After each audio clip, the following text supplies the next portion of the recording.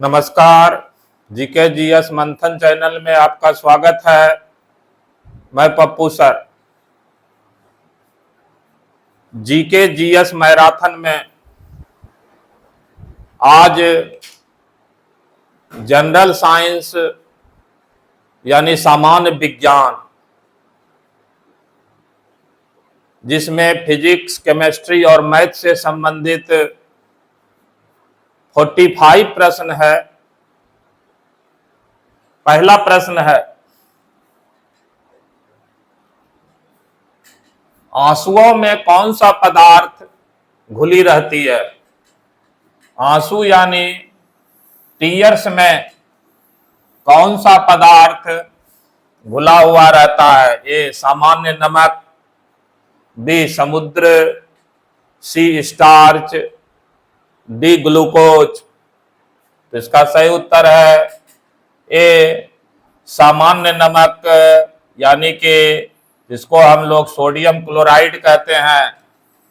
सामान्य नमक जो उजला नमक होता है, सफेद नमक, यही आंसुओं में मुख्य रूप से मौजूद होता है। प्रश्न संख्या 2 है, लोहे पर जंग लगती है? ए फेरिक ऑक्साइड से, बी जल योजित फेरस तथा फेरिक ऑक्साइड से, सी क्षारकीय फेरस एवं फेरिक कार्बोनेट से, डी उपर्युक्त सभी के कारण। तो देखिए, लोहा पर जो जंग है यानी रस्ट क्यों लगती है? इसका सही उत्तर है डी उपर्युक्त सभी के कारण। उपर्युक्त सभी के कारण यानी कि ए, बी और सी तीनों विकल्प इसमें सही है। जो लोहा पर जंग लगना है, तो लोहा पर जो जंग लगता है, इसके कारण, जंग लगने के कारण लोहा का जो है वजन, लोहा का वजन बढ़ जाता है।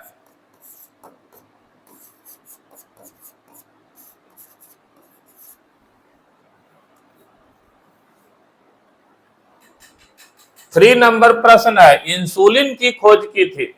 देखिए, जो है इंसुलिन की खोज की थी, ए बेंटिंग ने, बी डोमेक ने, सी रोनाल्ड रॉस ने, डी हार्वे ने।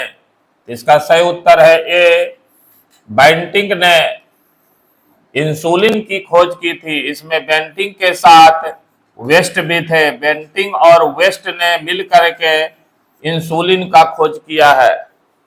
और इंसुलिन जो है वो ग्लूकोज का पाचन करता है।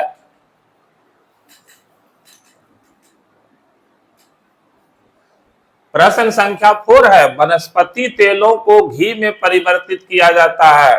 जो वेजिटेबल ऑयल है, तो वनस्पति तेलों को घी में परिवर्तित किया जाता है। ए उष्मा उपचार यानी हीट ट्रीटमेंट से, बी हाइड्रोजनीकरण द्वारा, सी ऑक्सीजन द्वारा, डी एंजाइम के द्वारा। तो देखिए, वनस्पति तेल का जो घी में परिवर्तन है, उसकी विधि को हम लोग हाइड्रोजनीकरण की विधि कहते हैं। हाइड्रोजनीकरण की विधि के द्वारा वेजिटेबल ऑयल को घी में परिवर्तित किया जाता है। प्रश्न संख्या 5 है, निम्नलिखित में कौन सी एक मिश्र धातु है? तो देखिए, इसमें से कौन एक मिश्र धातु है? ए जस्ता, बी स्टील, सी सीसा, डी अल्मुनियम। इसका सही उत्तर है बी स्टील। स्टील जो है वो मिश्र धातु है। मिश्र धातु ऐसे धातुओं को कहा जाता है, मिलाने से बनता है, जिसमें दो या दो से अधिक धातुओं को मिला करके मिश्र धातु का निर्माण किया जाता है। जो स्टील है, इसको हम लोग इस्पात कहते हैं हिंदी में। और इस्पात जो होता है वो दो तरह का होता है। इस्पात का दो कैटेगरी है।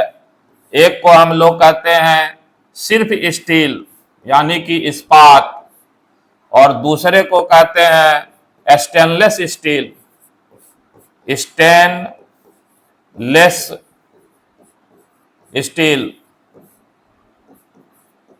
जो स्टेनलेस स्टील है सिर्फ, इसका निर्माण देखिए कौन कौन से धातु को मिलाने से होता है।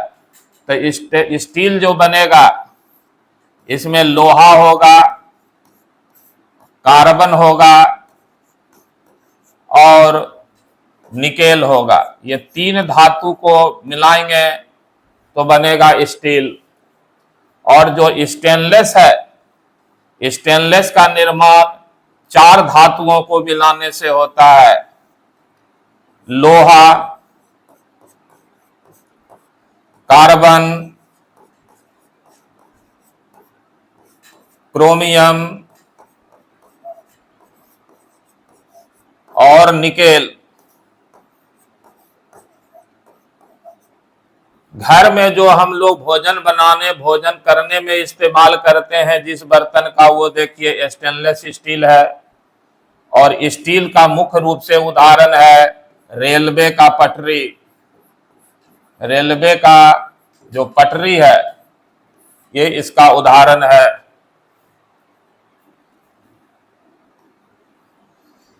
प्रश्न संख्या 6 है, निम्नलिखित में कौन सी ईंधन गैस फ्यूल गैस नहीं है? तो देखिए इनमें से कौन ईंधन गैस यानी कि फ्यूल गैस नहीं है? ए भाप अंगार गैस यानी water gas, B producer gas, C हास गैस यानी laughing gas, D marsh gas यानी मार्स गैस। तो इसका सही उत्तर है सी हास गैस यानी हंसाने वाला जो गैस होता है। लाफिंग गैस जो है वो ईंधन गैस में शामिल नहीं है। बाकी भाप अंगार गैस, प्रोड्यूसर गैस और मार्स गैस ये सबको फ्यूल गैस कहा जाता है। प्रश्न संख्या 7 है, निम्नलिखित में से कौन सा तत्व प्रबल क्षारीय ऑक्साइड बनाता है जब ऑक्सीजन में जलता है? तो देखिए प्रश्न है कि निम्नलिखित में कौन सा तत्व प्रबल क्षारीय यानी बहुत ही मजबूत क्षारीय ऑक्साइड बनाता है जब ऑक्सीजन में जलता है? ए फास्फोरस, बी सोडियम, सी लोहा, डी गंधक। इसका सही उत्तर हो जाएगा बी सोडियम को जब ऑक्सीजन में जलाते हैं तो वो बहुत ही प्रबल क्षारीय ऑक्साइड बनाता है। और जो सोडियम है ये बहुत ही सक्रिय है और इतना सक्रिय है कि यह ऑक्सीजन के संपर्क में आते ही ये जल जाता है। इसीलिए इसको हम लोग ना तो खुले आकाश हवा में रख सकते हैं ना पानी में रख सकते हैं, ये जल जाएगा। तो इसको रखते कहाँ हैं? तो कैरोसिन तेल में। कैरोसिन तेल में ही सोडियम को रखा जाता है इसकी सक्रियता को कम करने के लिए। प्रश्न संख्या 8 है, फैदम है। देखिए यह जो है फैदम क्या है? एक यूनिट है, इकाई। ए एक मछली होती है, बी एक पौधे का नाम है, सी एक बर्तन को कहते हैं, डी एक माप है। इसका सही उत्तर है डी एक माप है। फैदम से जल की गहराई को मापा जाता है, समुद्र की गहराई को मापने वाला यह एक यूनिट है फैदम।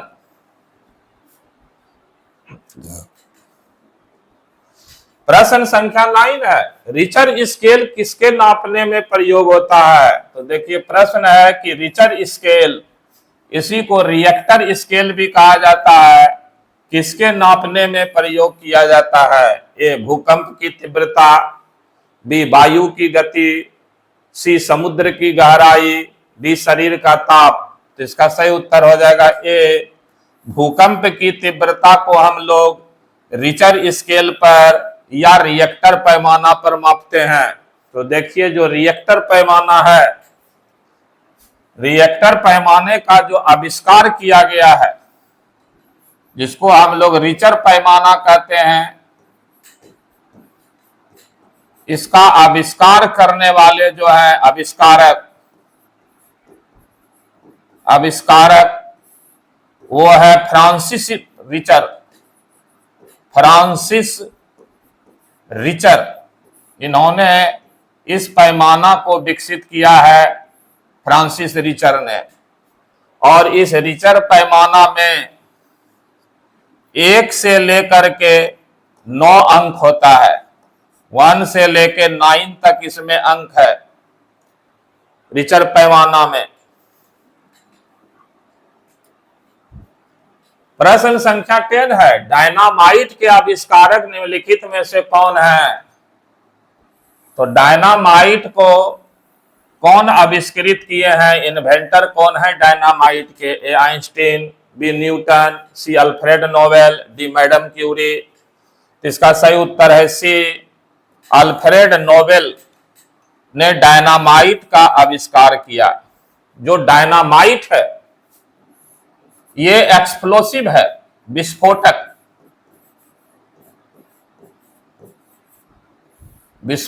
है, एक्सप्लोसिव डायनामाइट।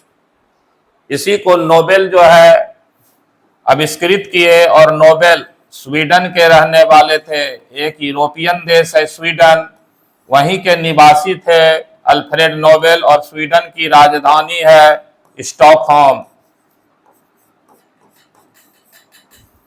और इन्हीं के सम्मान में प्रतिवर्ष नोबेल पुरस्कार दिया जाता है। अल्फ्रेड नोबेल के ही सम्मान में नोबेल पुरस्कार प्रदान किया जाता है।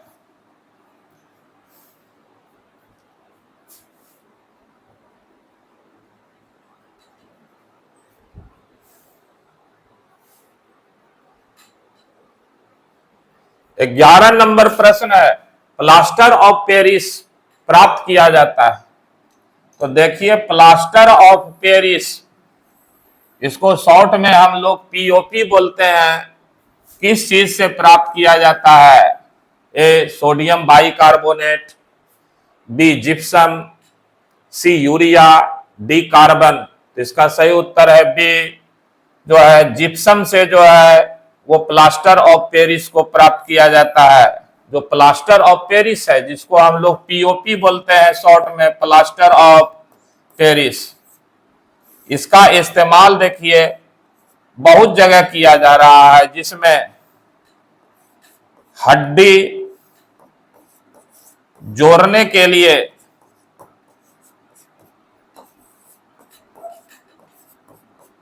प्लास्टर किया जाता है। ये सबसे ज्यादा मेडिकल साइंस में इसका इस्तेमाल किया जा रहा है।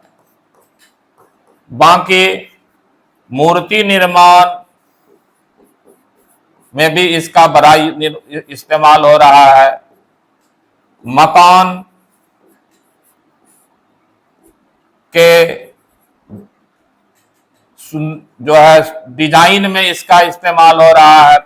बहुत सारा जगह प्लास्टर ऑफ पेरिस का इस्तेमाल किया जा रहा है। प्रश्न संख्या 12 है, चिकित्सा और युद्ध में उपयोग के लिए किन किरणों पर नवीनतम अनुसंधान हो रहा है? तो देखिए, चिकित्सा यानी मेडिकल साइंस में और युद्ध में यानी वार में उपयोग के लिए किन किरणों पर नवीनतम रिसर्च यानी अनुसंधान हो रहा है? ए एक्स किरण, बी लेजर किरण, सी गामा किरण, डी कैथोड किरण। तो इसका सही उत्तर हो जाएगा बी लेजर।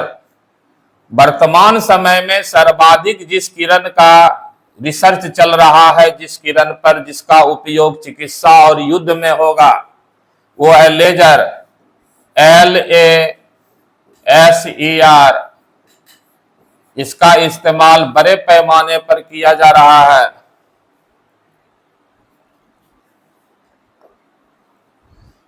प्रश्न संख्या 13 है, RADAR रडार में किस प्रकार की तरंगें होती है?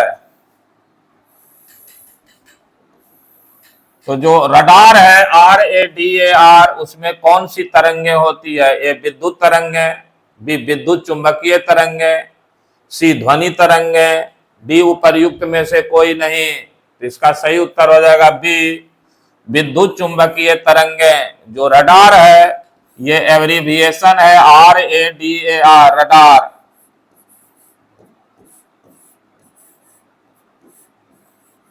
Radio amplification detection and radiation, और इसका इस्तेमाल वायुयान की वास्तविक स्थिति को पता लगाने के लिए किया जाता है। 14 नंबर प्रश्न है, आकाश के नीले दिखाई देने का मुख्य कारण है। जो हम लोगों का आकाश है वो नीला क्यों दिखाई पड़ता है? ए, सूर्य की रोशनी नीली होती है। बी, वायुमंडल में उपस्थित धूल आदि के कणों द्वारा सौर किरणों का प्रकीर्णन होता है।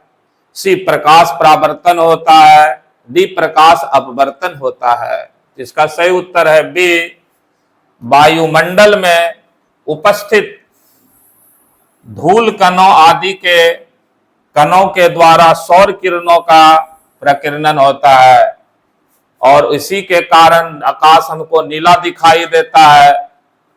और इसको हम लोग नीचे से ऊपर की ओर पढ़ते हैं, VIBGYOR,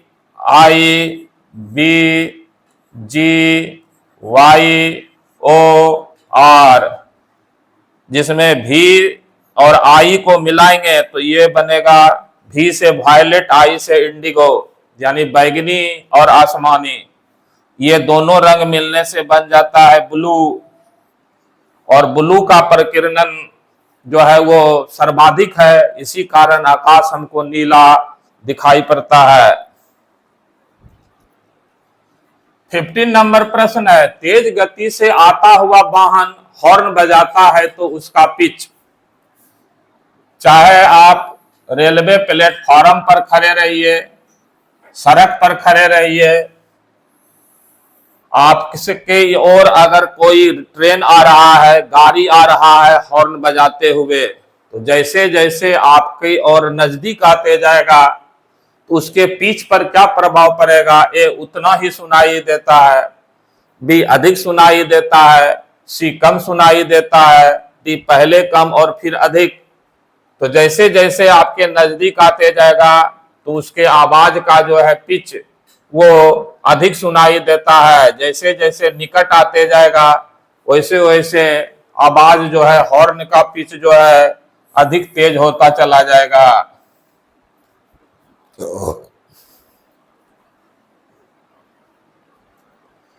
16 नंबर प्रश्न है, सूती और ऊनी रेशों में अंतर ज्ञात किया जाता है। तो देखिए, सूती कपड़ा का फाइबर यानी कॉटन फाइबर और ऊनी कपड़ों का फाइबर में अंतर कैसे ज्ञात करते हैं? ए, छू करके। बी, जला करके। सी, NaOH से क्रिया करा के। डी, HSO से क्रिया करा के। तो दोनों के बीच अगर अंतर ज्ञात करना है तो उसकी सबसे अच्छी विधि है बी, जला करके। जला करके हम लोग सूती और ऊनी रेशों में अंतर कर सकते हैं।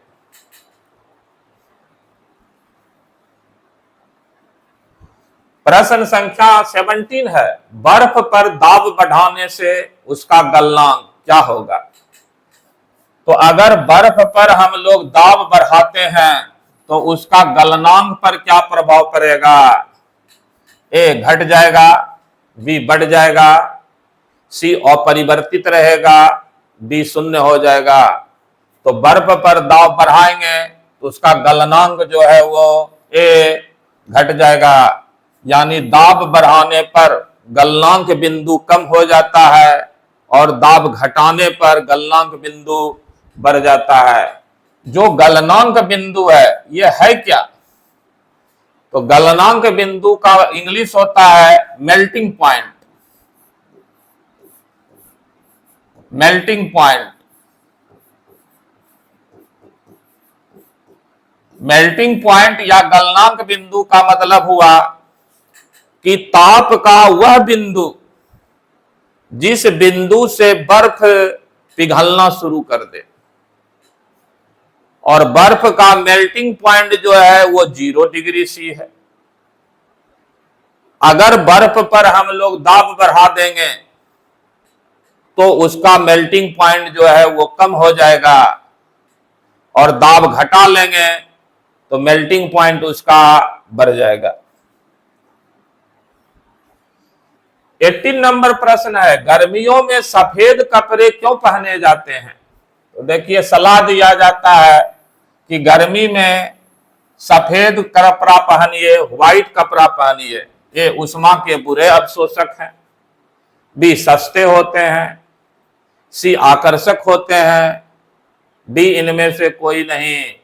इसका सही उत्तर है ए, उष्मा के बुरे अवशोषक होते हैं। जो सफेद कपड़ा होता है उस पर अगर उष्मा डाला जाएगा तो वो उष्मा को कम अवशोषित करता है और उष्मा को ज्यादा परावर्तित कर देता है, रिफ्लेक्ट कर देता है, जिसके कारण गर्मी कम लगती है। तो उष्मा के ये बुरे अवशोषक होते हैं सफेद कपड़ा। और काला कपड़ा नहीं पहनने की सलाह दी जाती है, क्योंकि काला जो है उष्मा को मैक्सिमम अवशोषित कर लेता है, जिससे गर्मी ज्यादा लगता है। 19 नंबर प्रश्न है, निम्नलिखित में से गलत कथन कौन सा है?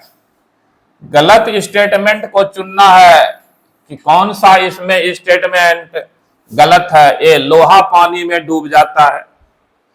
बी, लकड़ी पानी पर तैरती है। सी, पारा पानी पर तैरता है। डी, पारे में लोहा तैरता है। तो देखिए, इसका गलत चुनना है, तो इसका गलत आंसर हो जाएगा यहाँ, गलत स्टेटमेंट है सी, पारा पानी पर तैरता है, ये गलत है। बाकी ए, बी और डी सही है। पारा पानी पर नहीं तैरेगा, बल्कि पारा पानी में डूब जाएगा, क्योंकि पारा का डेंसिटी पानी से अधिक होता है, इसलिए पारा पानी में डूब जाएगा।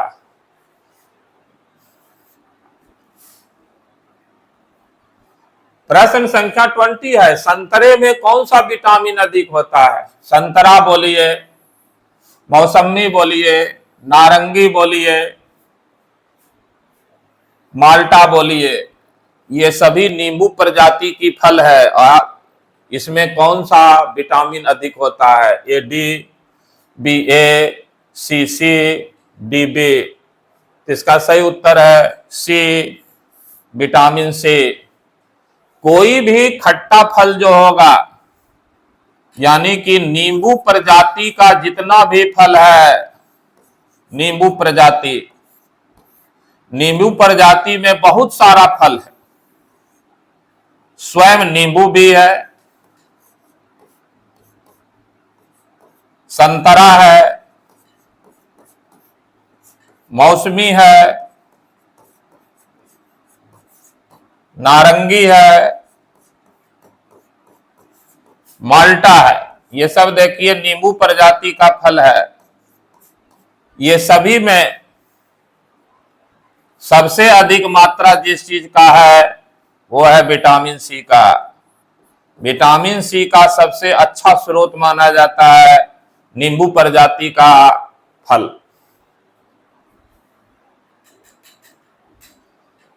ट्वेंटी 21 नंबर है, चमगादड़ अंधेरे में भी उड़ सकते हैं।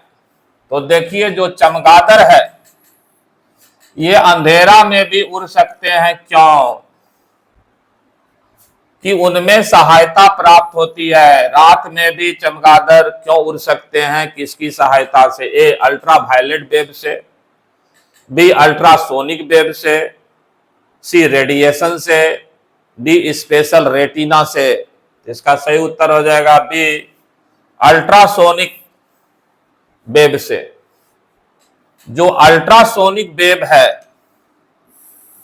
इसको हम लोग पराश्रव्य तरंग कहते हैं।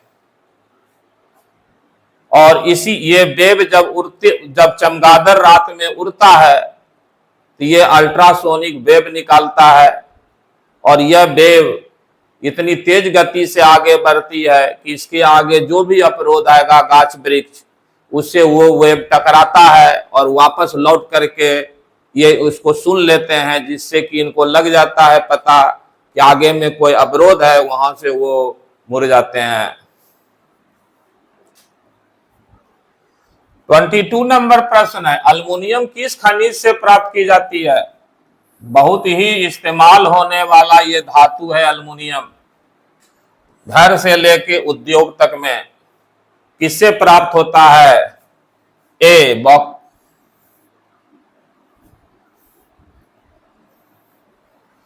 मोनाजाइट से, बी एंथ्रासाइट से, सी बॉक्साइट से, डी थोरियम से। इसका सही उत्तर है सी। अल्मुनियम जो है वो बॉक्साइट नामक अयस्क से प्राप्त किया जाता है। बाकी देखिए जो मोनाजाइट है, मोनाजाइट ये थोरियम का अयस्क है, परमाणु खनिज है थोरियम, उसका अयस्क है मोनाजाइट। एंथ्रासाइट जो है ये कोयला है का एक प्रकार, और थोरियम जो है वो मोनाजाइट ही थोरियम का अयस्क है। तो थोरियम जो है ये मोनाजाइट अयस्क से प्राप्त होता है।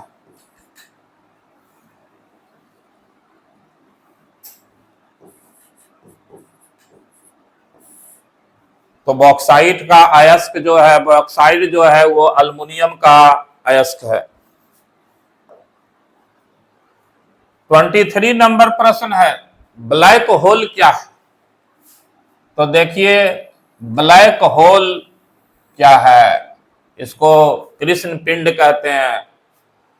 ए निहारिकाएं, बी उल्काएं, सी सूर्य के धब्बे, डी इनमें से कोई नहीं। इसका सही उत्तर हो जाएगा डी, इनमें से कोई नहीं। ब्लैक होल ए, बी और सी तीनों में से कुछ भी नहीं है, बल्कि ब्लैक होल है क्या? तो ब्लैक होल अंतरिक्ष में मौजूद वह क्षेत्र है जो अति गुरुत्वाकर्षण यानी बहुत अधिक गुरुत्वाकर्षण, अति गुरुत्वाकर्षण का क्षेत्र है। यह प्रकाश को भी 100% अवशोषित कर लेता है। अवशोषित कर लेता है, जिससे यह दिखाई नहीं पड़ता। ब्लैक होल दिखाई नहीं पड़ता। यह है ब्लैक होल। इसको कृष्ण पिंड कहते हैं, कृष्ण छिद्र कहते हैं। 24 नंबर प्रश्न है, जल में अस्थायी कठोरता का कारण है। तो जल में जो अस्थायी कठोरता है वो किसके कारण मौजूद होता है? A magnesium carbonate, B calcium chloride, C zinc chloride, D calcium bicarbonate. तो जल में जो अस्थायी कठोरता है वो बी नंबर कैल्शियम क्लोराइड की उपस्थिति के कारण होती है। जल में अस्थायी कठोरता कैल्शियम क्लोराइड की उपस्थिति के कारण है। जो अस्थायी कठोरता है जल की,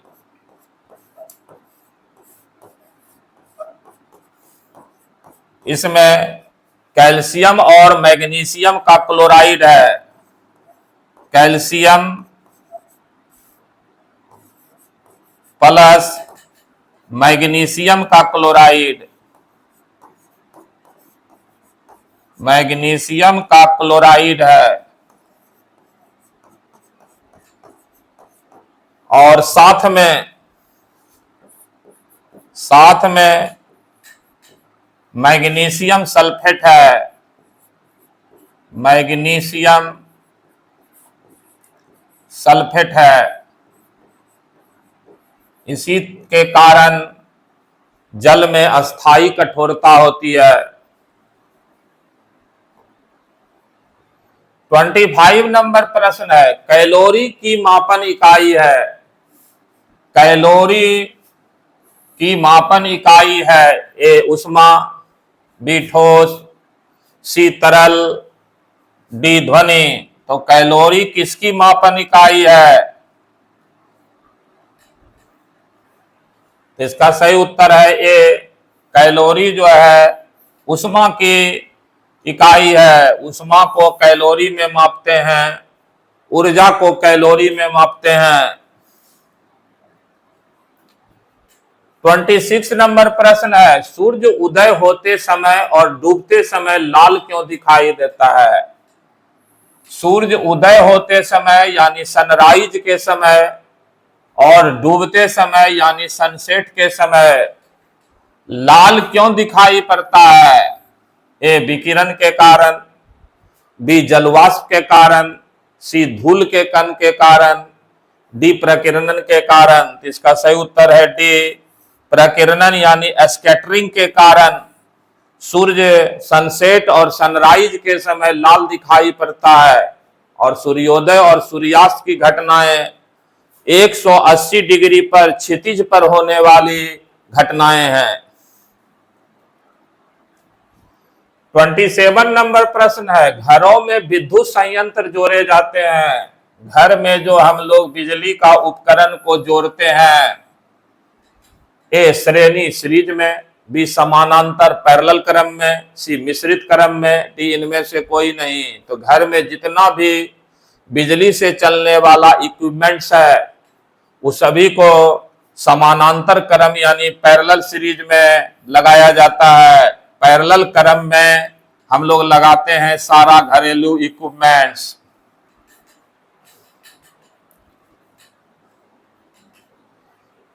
ट्वेंटी 28 नंबर प्रश्न है, लोहे में जंग लगना है एक।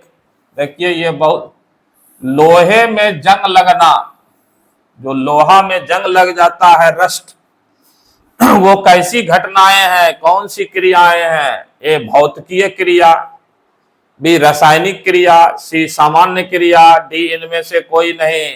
तो लोहा में जंग लगना जो है बी एक रासायनिक अभिक्रिया है। ये केमिकल रिएक्शन होता है रासायनिक अभिक्रिया। रासायनिक अभिक्रिया उस अभिक्रिया को कहते हैं, उस परिवर्तन को कहते हैं जब किसी वस्तु में एक बार वो परिवर्तन हो जाता है तो पुनः वह अपने मूल रूप में वापस नहीं आता है। लोहा में जंग लग गया तो लोहा मूल रूप में वापस नहीं आएगा, ठीक है। तो वैसी परिवर्तन जिसमें कि एक बार परिवर्तन हो जाए तो पुनः उसको अपने मूल रूप में नहीं लाया जा सकता है, उसको रासायनिक परिवर्तन कहते हैं। और वैसा परिवर्तन जिसको पुनः अपने मूल रूप में लाया जा सकता है उसको भौतिक परिवर्तन कहते हैं। जैसे पानी से बर्फ बन जाना और फिर बर्फ से पानी बन जाना। 29 नंबर प्रश्न है, विद्युत बल्ब का फिलामेंट किसका बना होता है? पहले जो बल्ब इस्तेमाल किया जाता था उस बल्ब में फिलामेंट किस चीज का बना होता था? एक क्रोमियम का, बी टंगस्टन का, सी तांबा का, डी जस्ता का। इसका सही उत्तर है बी टंगस्टन का।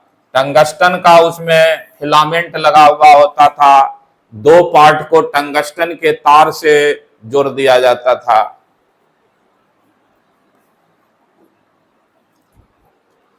थर्टी नंबर प्रश्न है, केतली में पानी का गर्म होना उदाहरण है। चाय बनाते हैं जिसमें, उसको केतली कहते हैं। किसी भी बर्तन में पानी का गर्म होना किस चीज का उदाहरण है? केतली में गर्म कीजिए, कोई भी पॉट में गर्म कीजिए, पानी का गर्म होना उदाहरण है ए चालन का, बी संवहन का, सी विकिरण का, डी संघनन का। तो पानी जो लिक्विड जो गर्म होता है वो संवहन की क्रिया के द्वारा देखिए गर्म होता है, इसको कन्वेक्शन कहते हैं। लिक्विड संवहन की क्रिया के द्वारा, कन्वेक्शन की क्रिया के द्वारा गर्म हो जाता है। कन्वेक्शन की क्रिया में जो प्रक्रियाएं होती है लिक्विड और गैस, दोनों को गर्म होना है तो कॉन्वेक्शन संवहन से गर्म होगा।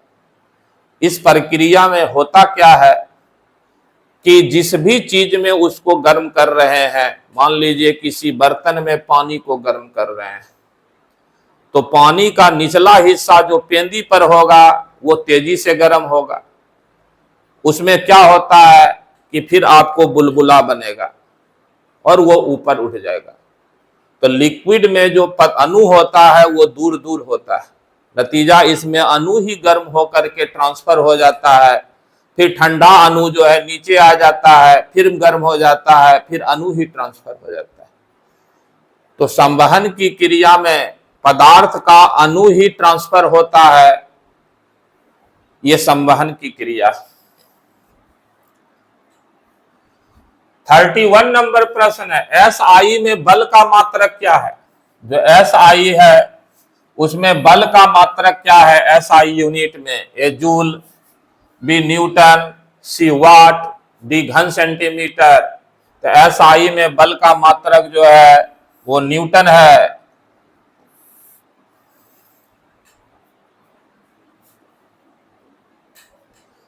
थर्टी 32 नंबर प्रश्न है, वायु क्या है? एयर। क्या है वायु? ए तत्व है, बी मिश्रण है, सी यौगिक है, डी इनमें से कोई नहीं। इसका सही उत्तर है बी मिश्रण। वायु एक मिश्रण है, इसमें बहुत सारा चीज मिला हुआ है, जैसे इसमें गैस है और गैस में भी बहुत सारा गैस है, प्लस जलवाष्प है, वाटर वेपर है, प्लस अन्य ठोस कण है। वायु में अनेक ठोस कण जैसे धूल कण, पराग कण, कार्बन का कण, राख का कण, नमक का कण, ये सब मिला हुआ है।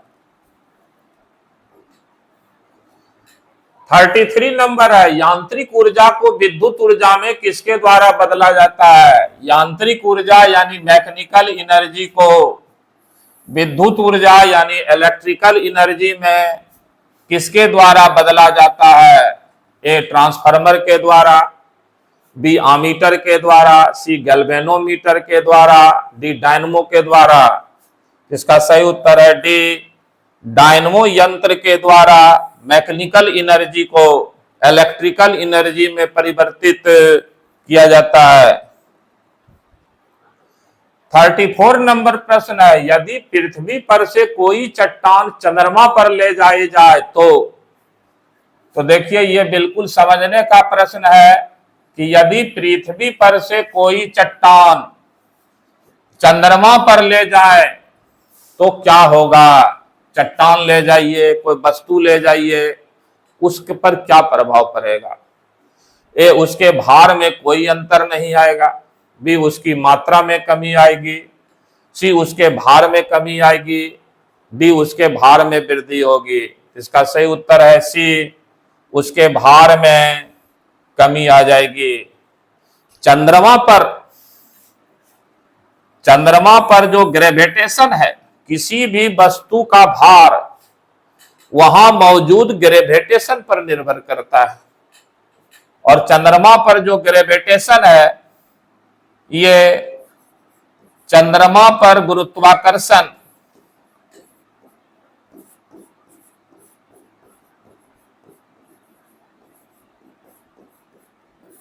पृथ्वी की तुलना में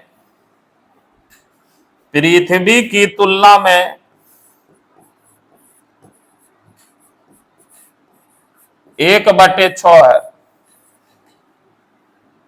यानी पृथ्वी से वहां गुरुत्वाकर्षण 6 गुना कम है।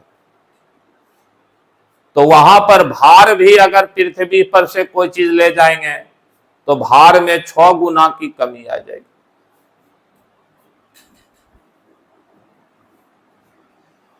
35 नंबर प्रश्न है, सल्फर का उपयोग होता है।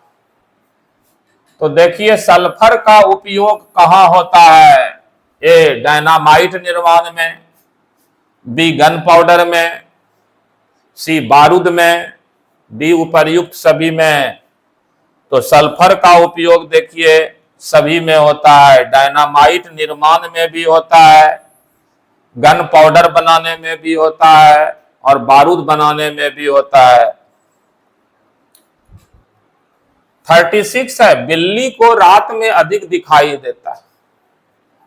तो देखिए जो भी बिल्ली प्रजाति का जानवर है और बिल्ली प्रजाति में बहुत जानवर है उसको रात में अधिक दिखाई देता है। ए स्वभाव से, बी पुतली की विशेष बनावट की वजह से, सी दिन में नींद आने से, डी इनमें से कोई नहीं।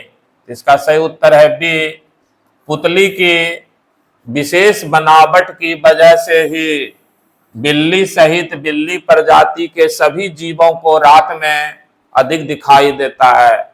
जो बिल्ली प्रजाति का जीव है उसमें सबसे छोटा बिल्ली और सबसे बड़ा उसमें टाइगर है यानी बाघ। 37 है, ऊष्मा की सबसे अच्छी चालक कौन सी धातु है? ऊष्मा का सबसे अच्छा चालक कौन सी धातु है? ऊष्मा है या आप यहां विद्युत भी कर सकते हैं, हीट का और इलेक्ट्रिसिटी का। तो ऊष्मा और विद्युत की सबसे अच्छी चालक कंडक्टर कौन है? ए सोना, बी एल्युमिनियम, सी चांदी, डी पीतल। तो ऊष्मा और विद्युत का सबसे अच्छा चालक है सी चांदी। चांदी को सबसे अच्छा कंडक्टर माना गया है। 1 नंबर पर देखिए आपका कंडक्टर में चांदी है, 2 नंबर पर कंडक्टर जो है वो सोना है, 3 नंबर पर यहां पीतल होगा। पीतल के साथ अगर आपको तांबा दे देता है तो वो भी होगा क्योंकि पीतल मिश्र धातु है। तांबा जो है 3 नंबर कंडक्टर है और 4 नंबर कंडक्टर एल्युमिनियम है। ये सीरियल आप कर सकते हैं, 1 नंबर में चांदी, 2 में सोना, 3 में तांबा, 4 में एल्युमिनियम। 38 नंबर प्रश्न है, गर्मी में मकान को सफेद रंग से पुतवाना क्यों पसंद करते हैं? तो देखिए गर्मी में मकान को सफेद कलर से क्यों रंगवाना पसंद किया जाता है? ये आंख को अच्छे लगते हैं, बी ऊष्मा के कुचालक होते हैं, सी ऊष्मा के अच्छे परावर्तक होते हैं, डी ऊष्मा के सुचालक होते हैं। इसका सही उत्तर है सी, ऊष्मा के अच्छे परावर्तक होते हैं। सफेद रंग ऊष्मा को कम अवशोषित करके अधिक परावर्तित कर देता है, रिफ्लेक्ट, जिसके कारण मकान कम गर्म होता है। प्रश्न संख्या 39 है, केतली में लकड़ी का हैंडल क्यों लगाते हैं? हम लोग देखते हैं कि कोई भी बर्तन हो, केतली हो या अन्य कोई बर्तन जिसको हम लोग आग पर, चूल्हा पर चढ़ाते हैं, उसमें लकड़ी का हैंडल क्यों लगाया जाता है? ये फैशन की वजह से। भी लकड़ी ताप का कुचालक है और हैंडल गर्म नहीं होता। सी हल्का होता है, डी इनमें से कोई नहीं। इसका सही उत्तर है बी, लकड़ी ताप का कुचालक होता है और हैंडल गर्म होने से बच जाता है। क्योंकि कोई भी हम लोग बर्तन लेंगे वो मेटल का बना हुआ है, वो अधिक गर्म होता है, ऊष्मा का वो चालक होता है और उसके कारण हैंडल भी गर्म हो जाएगा तो पकड़ने में, चढ़ाने उतारने में परेशानी है। और लकड़ी जो है ऊष्मा का कुचालक होता है, वो हिट नहीं होगा, नतीजा चढ़ाना और उतारना आसान होगा। 40 नंबर प्रश्न है, एक ही ताप एवं दाब पर समान आयतन वाली गैसों में अणुओं की संख्या समान होती है। निम्नलिखित में से यह नियम कौन सा है?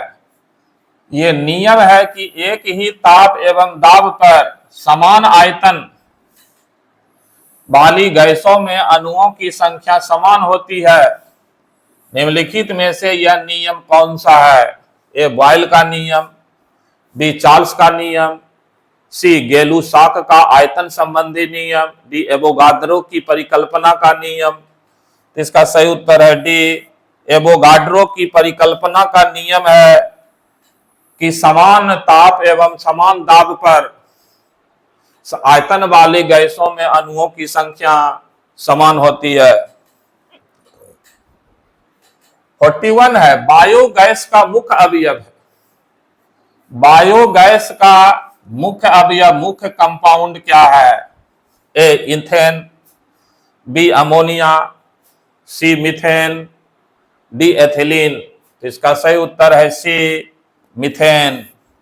बायोगैस जो है जीव जंतुओं के मल मूत्र से जो गैस हम लोग बनाते हैं या जो गैस रिलीज होता है, या पेड़ पौधों के सड़ने गलने से जो गैस रिलीज होता है, वो बायोगैस कहलाता है। और उस बायोगैस में मुख्य रूप से मीथेन मौजूद होता है, ज्वलनशील गैस है मीथेन।